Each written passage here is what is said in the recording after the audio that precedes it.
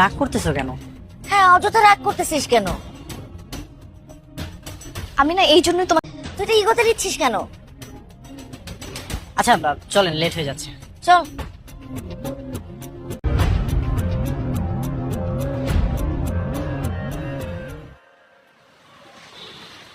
কেন, একবার শুধু হুকুম করে দেখো।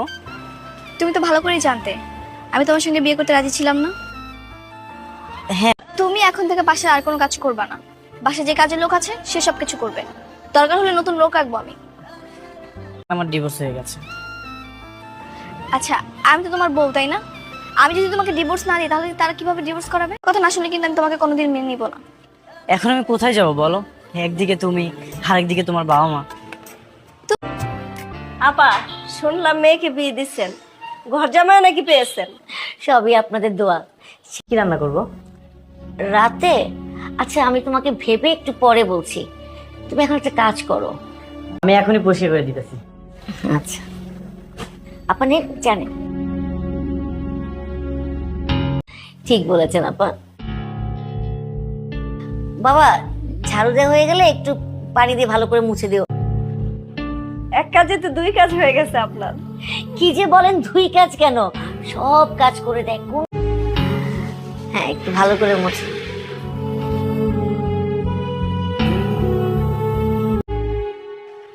এই, উঠো, দাঁড়াও, রাখো এটা। উঠতে বলছি আমি, উঠো। যাক, এরপরে রান্না বান্না আছে, কিসের সাথে যাবে এখন? হাসান আর কোনো কাজ করবে না, তুমি লতাকে ডেকে সব কাজ করাও। এই, তোমার কি লজ্জা শরম বলতে কিছু নাই? হ্যাঁ, তুমি কেমন মানুষ বলো তো? কি বলতেছো? সব কি? তো কি এমন খারাপ করেছি বলো? আর রুমটা অপরিষ্কার ছিল, তাই ভাবলাম পরিষ্কার করে দিই। তাই বলে তুমি এইসব করবা? তোমার কি আবার মান সম্মান আছে যে তোমাকে অপমান করব? কে বলেছে আমার সম্মান নেই?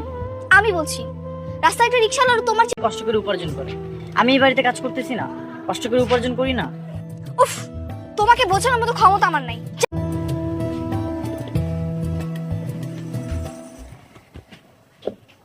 তোমার জন্য খাবার এনেছি, তখন তো তুমি খেলে না, তাই ভাবলাম তোমার জন্য খাবার নিয়ে আসি। আর রাতে না খেলে তো তোমার শরীর খারাপ করবে। তো আমার শরীর খারাপ করলে তোমার কি?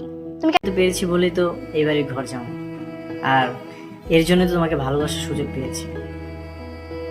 আমি কালকে তাই বলে তুমি তোমার নিজের বাড়ি ছেড়ে চলে যাবে? হ্যাঁ, যাব। এখানে থাকলে আমি দম বন্ধ হয়ে মারা। আমার নিজের হাজবেন্ডের সঙ্গে আমি আলাদা করে থাকবো, নিজের একটা পরিবার হবে। এখনো তো কিনে থাকবো। কেন? তোমার শ্বশুর শাশুড়ি আছে না, তাদের নিয়ে থাকবা, তাদের সেবা যত্ন করবা। আমি তো হিসেবে এসেছি। তুমি কি সত্যি সত্যি চলে যাবা? হ্যাঁ, সত্যি সত্যি চলে যাবো। ঠিক আছে, একটা সংসার শুরু করবো। সত্যি তো? হ্যাঁ সত্যি। ঠিক আছে, আচ্ছা নাও, এবার খাবারটা খেয়ে নাও। দাও, আমি খাচ্ছি। আমি খাইয়ে দিই।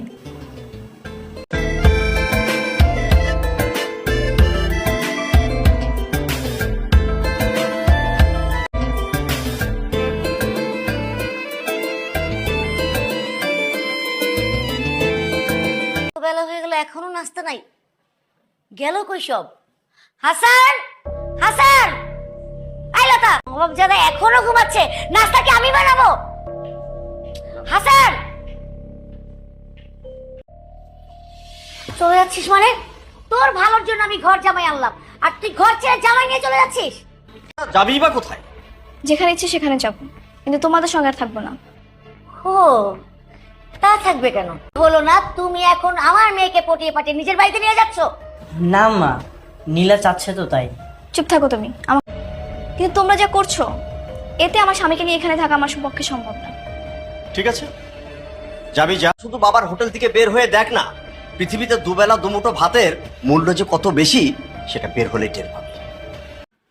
চলো।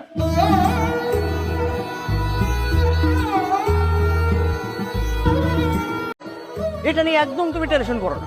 2 দিন পরে আবার দেখবা সুসুর করে এসে তোমারই পা ধরে মাপ চাবে, আম্মা আমার ভুল হয়ে গেছে। মামা রাখো। কি খবর? এছাড়া আর কি করতাম? আর একটু ভেবে দেখতি। এখানে ভাবার আর কিছু নেই, যা করতে হবে সবকিছু দুজনকে মিলে। ভালোই হবে, নিজের মিলে চাকরি করলে সংসার জীবনে কোনো অসুবিধাও হবে না। কিন্তু তার আগে তো একটু থাকার জন্য বাসাতে পারিস কোথায় এটা? সামনের মহল্লায় বসতে থাকতে পারবে তো? হ্যাঁ পারবো, কোনো সমস্যা নেই।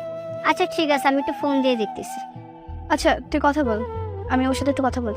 সবে তো শুনে এখন আমরা দুজন মিলে যদি চাকরি করি, একটু কষ্ট করে থাকি, তাহলে আমাদের সংসারটা অনেক ভালোই চলবে। তোমার কষ্ট হয়ে যাবে না? আর তুমি তো এই পরিবেশের সাথে অভ্যস্ত না, থাকতে পারবে তো? হ্যাঁ সমস্যা নেই। থাকবা, আমি সবসময় তোমার ছায়া হয়ে থাকবো। চলো তাহলে আমরা ওই বাসায় যাই।